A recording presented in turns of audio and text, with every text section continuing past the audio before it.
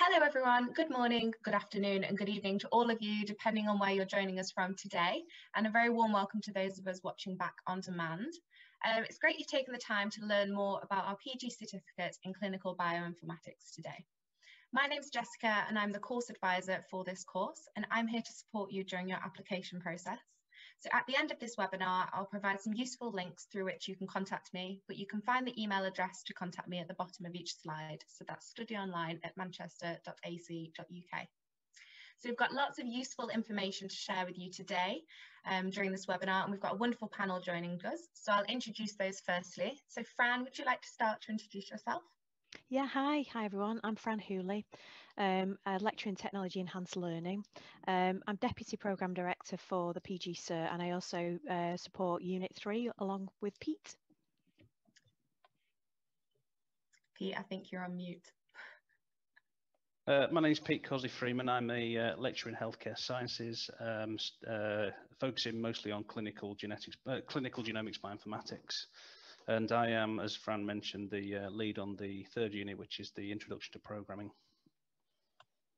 Great, thank you. Melissa, would you like to introduce yourself? Yeah, sure. So I'm Melissa Wright and I'm the study advisor for this course and for a few other online courses at the university. Great, thank you. And we're also joined by Sarah, our other study advisor. Hi, nice to meet you. So I'm the student support advisor as well as Melissa Wright. That's great, thanks Sarah. So just moving on, I'm just going to run through with a brief overview of what we'll cover during today's session. So firstly, we'll address the benefits of online education and have a think about whether online education is a good choice for you. I'm hoping the answer will be yes. We have lots of flexible options available for this course, so I'll also talk you through these. Our academics will then talk you through the software and programs used during the units and explain how you'll collaborate during this course. Then Melissa will talk us through the holistic support you'll be offered throughout the course and your access to university services. And then finally, there'll be some time at the end to ask some questions to our panel. So throughout the webinar, feel free to use the Q&A function to ask questions, and then we'll get to them at the end. So first of all, what is online learning? So as you can see on the slide, we've got a small quote there. Online learning really allows you to get flexible education. So it allows you to get a university level education without having to physically attend our campus. Courses are built around flexibility, which allows you to plan your own learning at a pace and time that suits you. So you can access and work through the video lectures, reading materials and other online activities at your own convenience. So we'll come on to talk about the specifics of what you'll be able to access on this course throughout the webinar. But first I'm going to talk about what makes this course unique. So this specific online course is a PG certificate, and we're the only UK university offering this fully online part-time course in clinical bioinformatics. So our team are leaders in their field of training bioinformaticians for the NHS. So you'll benefit from a team of experts with years of experience working in the UK healthcare system. During the course, we use real case studies from the UK NHS, making this an applied course during which you can develop your clinical skills.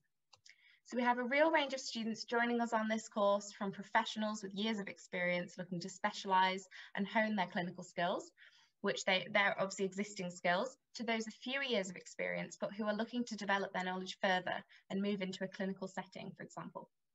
So this course is a really good starting point for many applicants to really step into their next part of their career. But you may be wondering why Manchester. So there are many reasons why we think you should choose the University of Manchester as your next institution, but got to admit we're a bit biased. But there are many people who agree with us, and I've gathered together some of our proudest accolades. So by studying at the University of Manchester, you'll automatically form part of the largest alumni network of a UK campus-based university. So although you're studying online, that doesn't mean you won't be a valuable member of this network after graduating. Our alumni team are always enthusiastic about getting all of our alumni involved in our networking activities. So this benefits you as well, as it's a great opportunity to meet other professionals with similar interests, but also to diversify your network. In 2020, we were recognised as the 6th best UK institution for graduate employability. So this was a study by the Times Higher Education, who used results from the top 100 UK employers. The great thing about this is that these employers operate on a global scale, so you really are broadening your opportunities for graduate success.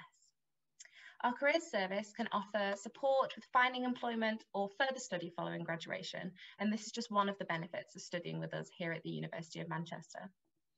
So our quality education is recognised by many reputable ranking systems. One example is the QS ranking system. So we're located within the top 30 universities. We're globally positioned number 27. And within the UK, we sit at the top, within the top 10 at position number 6. So these rankings really highlight the quality of our education and its international recognition. So the University of Manchester is also proud of our research efforts, which are undertaken by our leading academics, and a large proportion of it, and 83%, is recognised internationally as world leading and internationally excellent. So as I said, there's many things that we're proud of here at the University of Manchester. But now I want to talk about whether online learning is really for you. So there are many people that come to join us on our online courses. There's no such thing as a typical online learning student. There are so many reasons why people might choose to study online. For example, those who are ready to progress to the next step of their career. Many of our students join our course while currently working in an organisation such as the NHS, and they want to add more value to this organisation. So maybe they've seen a niche which they can really add some benefit to, and they want to help the wider community. The current circumstances have also left many people with a lot of free time and find themselves able to take on extra educational projects. But a lot of people still need this to be flexible, such as work commitments and personal family commitments as well. We often have graduates of sort of biology-based degrees joining us, and those who wish to develop their skills to go on to work within their national health services. And we do offer CPD options, which is continuous professional development, which is very popular within larger organisations who wish to offer training to their employees. So as I just mentioned, these are our options of CPD. All 4 of our units can be taken flexibly. So this means that you can take an individual unit. All 4 of the units make up the PG certificate. So depending on which unit you take will depend on which time of year you start your studies with us. So if you're starting from unit 1 and choosing to do the full year course with the PG certificate, your course will start in May. We also offer some flexibility with our PG certificate. So we have the options to take a 1-year course or a 2-year course. So within the 1-year pathway, you will take all 4 units during the first year. So this is 3 months per course with study breaks during August and December for summer and Christmas. So it's quite a intense work commitment. So you will have 3 months study and then 3 months continuous study. Whereas with the 2-year pathway, this option allows you to have some study breaks throughout the 2 years. This is extending the units. So you will begin in May, as with all the other cohort, and to complete unit 1, you'll then do a study break for 3 months. You'll then be able to take unit 3 and then have another study break, then moving on to unit 2 and unit 4. So you will complete the same content, but it will just be spread across 2 years. So it really depends on what you're looking for. It depends on whether you want to have your course completed sooner or whether you're able to be more flexible with your knowledge. Okay, so I'm now going to pass over to Fran, who's going to talk about how the course is structured. Okay, thanks, Jess. Yeah, so thinking about flexibility in mind, we wanted to structure this course so that it would be spread evenly across 10 weeks. So if you take the CPD or if you take the full PG cert in whichever guise, either the full-time or the part-time, each of those units are spread across a 10-week course timetable. So within that timetable, you'll have regular contact with your tutors, be it as a tutorial or online activities, and assessment as well. As you can see on the slide, this is particularly for Unit 3, but the assessment is consistent across all 4 units, where we've got 20% for assessed discussion, then we've got 50% for reflection, that'll be in the form of a presentation, and then the final 30 is something specific to that particular unit. So it could be a piece of coding or it could be a report. The idea here is that we've incorporated assessed discussion because we're very mindful of the fact that as distance learners, it's great to have that human contact, and to have something built into the course to sort of support that social learning was really important for us when we were designing each of the units. And we wanted that consistent sort of spread of assessment across each of the units, so that you knew what was coming up and you could structure, you know, your home, your work, your study all around, and try and sort of hit those deadlines. So that's how it's structured. Okay, so we are delivering the units all on Blackboard. So that is the place which we've used for many years in the University of Manchester, is a virtual learning environment where you will post your assessment reports, and you know, that's where kind of all the formal education happens. But in terms of the actual course materials, what we've tried to do here is use different types of materials that will really sort of help you go through the materials in a self-led way to structure, you know, to basically fulfill how you can study as a distance learner. So you have that self-led sort of step-by-step structured learning materials with real clear learning objectives dotted around in the materials. We've tried to make sure that it's easy to navigate. There's lots of white space on the page, so it's not too busy. So the look and feel is something that we've got some great feedback on. And that independent study is something that we factor into those 10 weeks. And as you can see on the slide, it's clear as to who owns it, who's your tutor, where you're going to go next, and what's covered. So that clarity was really important to us. So one of the things you find that Fran's touched on is that very much we want to support you through the units. We want to make sure that you feel as though you've got lots of resource to, you know, lots of help as and when you need it. So one of the things that a couple of the units are doing is moving into a more of a social media environment. This is something that we've done in the programming unit now for the last 2 years. Now, the idea behind the social media is something that you're all familiar with. It also allows us to set up teams. So you've got constant support from teammates, so peer-to-peer learning, but we also have expert facilitators, and you've got your academic guidance, which we can deliver through this social media platform. Some of these expert facilitators that I've just mentioned, currently we've got facilitators that are from the NHS scientist training programs in clinical bioinformatics in the genomics pathway. So we'll actually expose you in some of the units to practicing and trainee clinicians. So you'll have information there, so you can actually ask them about the career they're in if it's something you're interested in, and actually pick their brains and find out more about what it is that they do. And as Fran mentioned, all the assessed discussions are online. So we use the Slack platform to allow you to have discussions. We may sometimes signpost you in other directions for submitting something formally, but the beauty of the social media environment is that you can have that ongoing continuous discussion with your teammates and the wider cohort and support each other through the learning. And we've just got a quote here, which I won't read word for word, from one of our facilitators on Unit 3 Intro to Programming.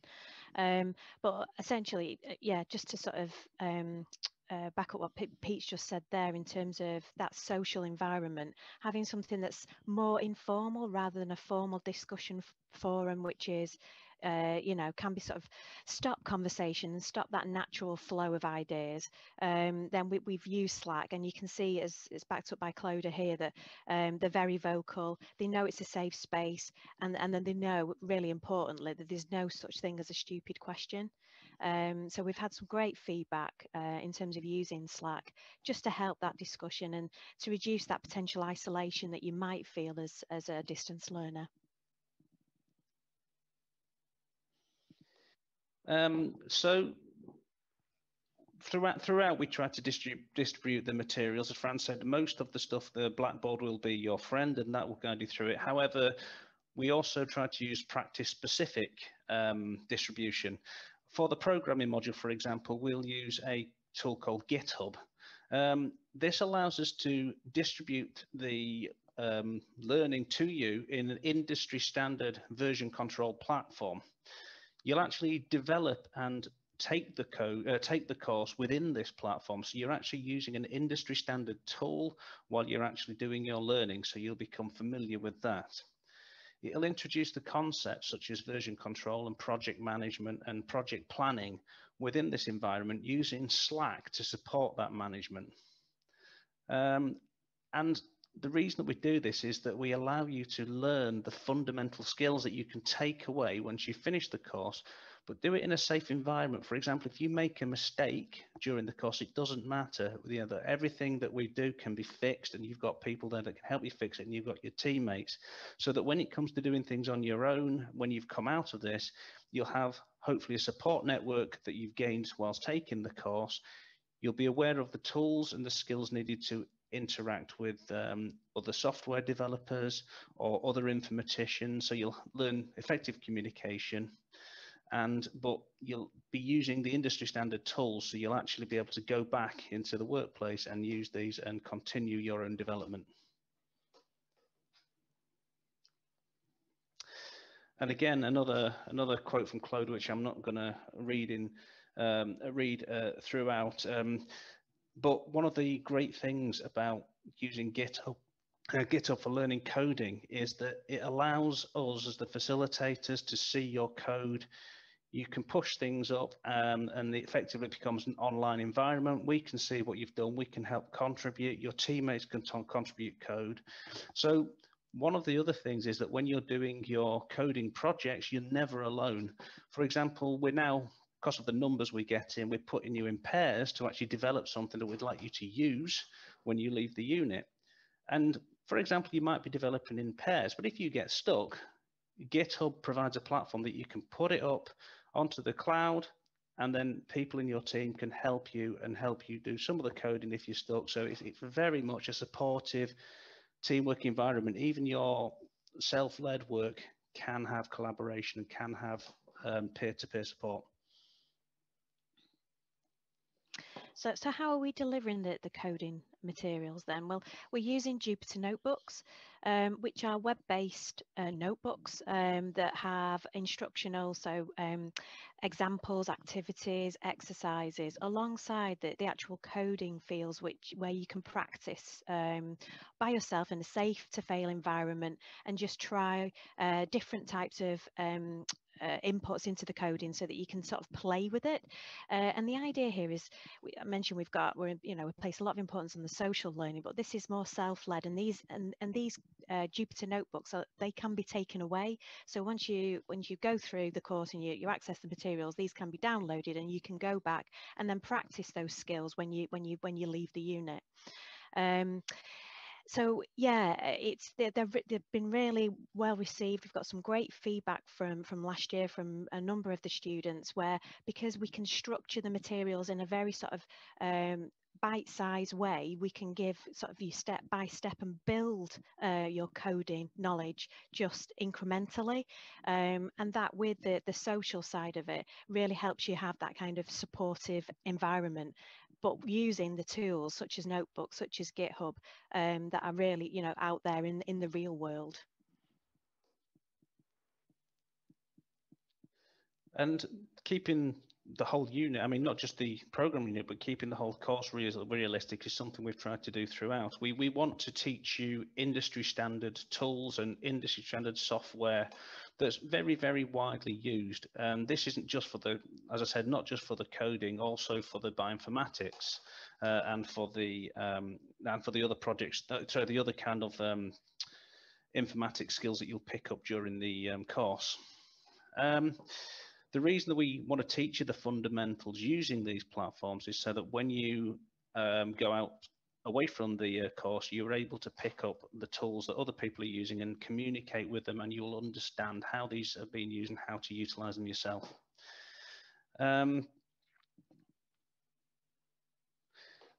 So everything that you can develop will be developed in a way that can be shared widely with the wider community. So we want to give you the skills to embed you into a community and learn transferable skills that can be used in any informatics environment. So the skills are not just bioinformatics based and genomics based. That's what we're focusing on. However, we're teaching you platforms that are used in informatics widely, and also skills and development pathways that are used widely.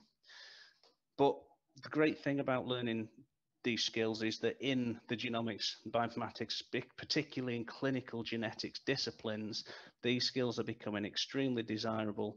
And even less specialized disciplines such as general practice and things like that are finding they're needing more and more of these skills as genomics and genetics are becoming more and more part of their routine work.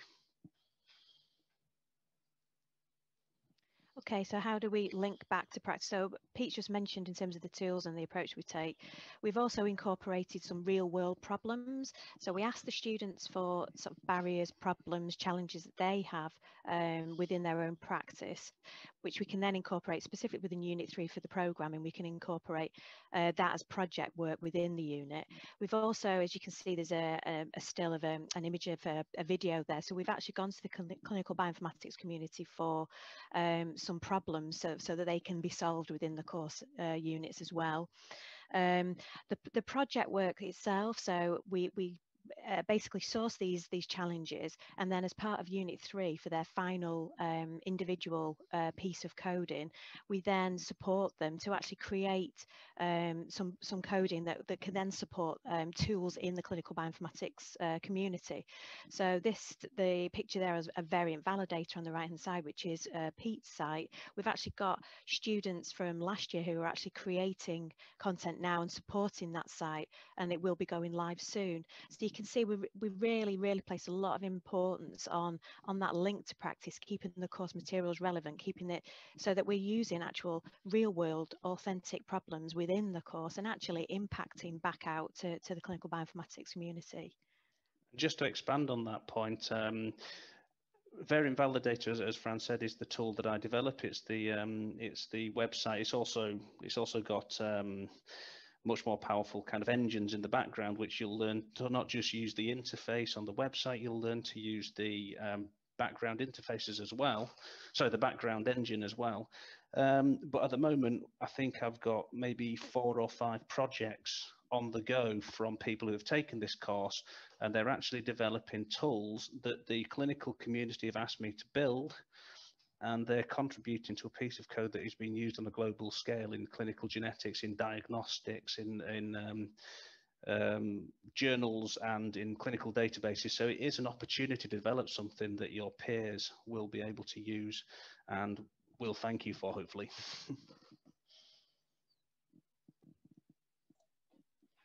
Okay, so with this being an online course, you will need a device with a strong internet connection. You'll need a webcam, microphone, and good speakers to participate in the online tutorials, which will happen throughout each unit. You'll have to be dedicated, organised, and have excellent time management skills. So we'd say that each of the units will take around 15 hours per week. So it's still quite a commitment, but you can do that in your free time. But I'll talk a bit about my role as the study advisor. So what that means is that I'm the primary contact for any non-academic queries that you might have throughout the course. So I'm here to provide you support from the start of the course right through to the end. So at the start of the course, that might mean that I'm answering questions for you about registration. I'll also provide an induction. So that's kind of a guided tour around Blackboard to make sure that you're comfortable with the environment and just to make sure you know where everything is and how to do everything. I'll also provide you with a study plan, which will tell you when each of the units will take place. So I'll have the dates on there. And throughout your studies, I'm here if you have any questions about the kind of support that the university can provide. So things like the counselling service, the careers service, but it might also be the things that we can help with. So you might need to apply for an interruption or mitigating circumstances. So I'm here if you have any queries at all that are non-academic. If it is something academic, I can put you in touch with Pete or Fran or Ange, whoever.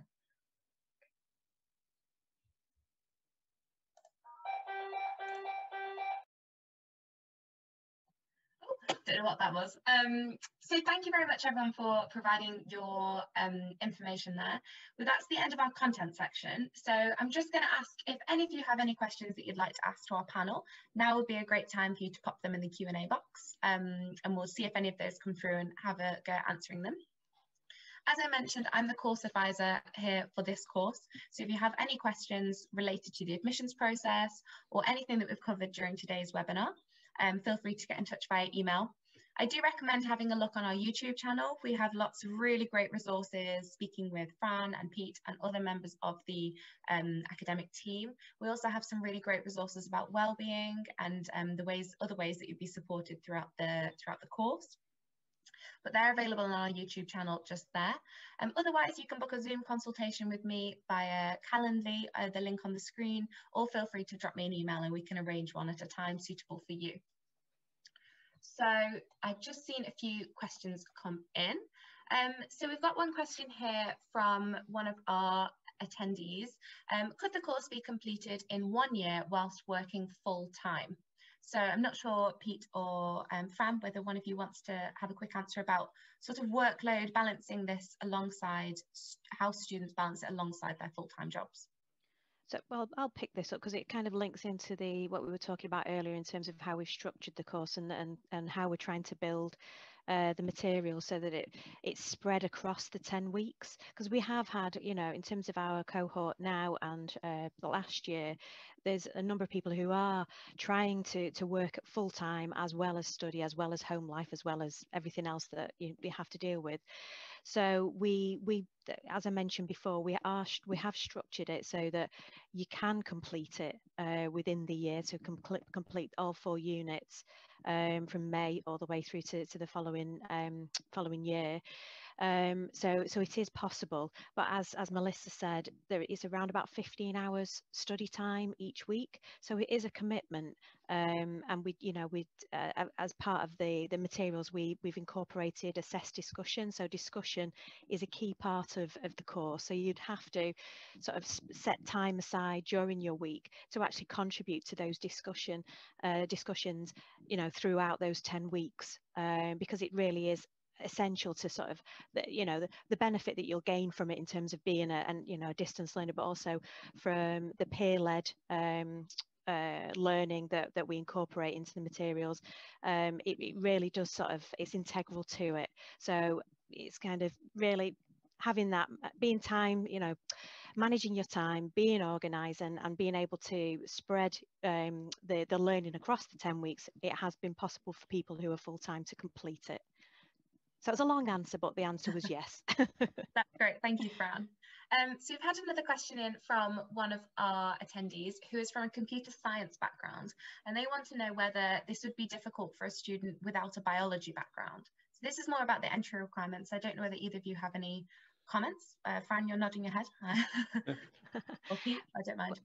Well, Fran, you go first. I've got a few thoughts now, but you go first. Yeah, sure. So we have the cohorts we've got this year and the previous one has been a real mixed levels of experience and knowledge, either on the biology side or on the programming side. So the course, the unit 3 Intro to Programming, we're very much aware of the fact that we've got a spread of abilities and spread of experience, and that's why we've structured it in a way and built the materials so that you learn as groups. There's a lot of peer-led learning. So in terms of your question around the biology, we have had people who have come from and successfully completed the course that have had no biology background at all. So we give you additional resources, that, you know, signposting different things that you can go off and have a look at to supplement your learning for the course. But we have had people who have completed it. I think as well that we really like to see that blend. Certainly for the programming unit, we really enjoy having some people who know the biology a bit more, and we really like having people who've come from a computer science background, because you've both got things that you can teach each other. And as Fran said, that social support, that social learning, you both benefit from it. So it's really nice to have people from the computer science background. I'd say very much you'd be able to do the course. Great, thanks both of you. So another question that's come through is both, can this course help in applying for PhD study in specifically in bioinformatics or genomics, but also wider, is it suitable to sort of pursue further study after this, so either master's or PhD? So there's been 2 questions there, quite bunched them together for you. Sure. So yes, this course, you know, as a PG cert, it gives you that step up to basically, you know, study in your own time, and you know, it's as a qualification. It will help you then develop, you know, your career path if you want to then go and do further study off the back of this. We currently don't have a master's to actually then lead on to currently, but that is something in the pipeline that we're looking at. But yeah, very much so. This is, you know, from a course in its own right, it will give you that you know, that broad introduction to clinical bioinformatics and the individual course units of programming, and NGS. It'll give you that grounding to then go on to further study. With my academic hat on as well, I'd say more and more PhDs are requiring students to learn programming skills, to learn bioinformatics skills, learn analysis skills. So if you've already got some of this experience, you've done this course, you will have a bit of a head start over other applicants. So anything that can show that you're capable of doing this and can pick up the new skills will make you more desirable to a project leader who will want to take on a student. So I'd say that it is definitely worth doing if you're thinking about applying for a PhD, particularly in the genetics and genomics sphere. Great, fab. So another student's come through. I'll just have one or two more questions before we come to an end. So this student doesn't have any coding experience and they're worried they'd be at a disadvantage. Do you think they would be at a disadvantage without having any coding experience, or would you recommend that this course is also suitable for those who have no coding experience at all? I'd say about 50% or more of our students have no coding experience. A few do. A few have good coding experience, others have a little. If you're thinking about doing the course, there's no harm in going away and learning the basics of Python programming. That's never a bad idea anyway, and it can be quite fun, you know, it's better than doing a crossword. But certainly you wouldn't be disadvantaged. We will help you through the course, but the focus of the Unit 3 in programming is not necessarily, we're not trying to teach you how to program, and it sounds counterintuitive, because the thing is, as you kind of alluded to there, you can go away and learn basic programming skills outside of this unit. What we're trying to teach you is how to become an effective programmer once the course ends, so equip you with a tool set that you can go out and use and continue your learning journey in coding, because I've been a coder now for 5 years and I still say that I'm learning things every single day. So learning to code never ends, but having the skills that can help you continue to learn are essential, and that's how we focus that particular unit. That's really good. That's a great answer, Pete. Thank you so much. So I think that we'll leave it there now. We've had lots of great questions and a really sort of content-rich webinar here that will be such a useful resource for students listening to this in future and for those who are really interested in applying. So I hope this answers a lot of your questions about online education, the support that you'll receive while studying this unique online course, and the things that you'll be learning throughout the course and the skills which you'll take away. So thank you so much for joining us today, and from all of us here, best of luck with your application, and we look forward to hearing from you soon. Thank you.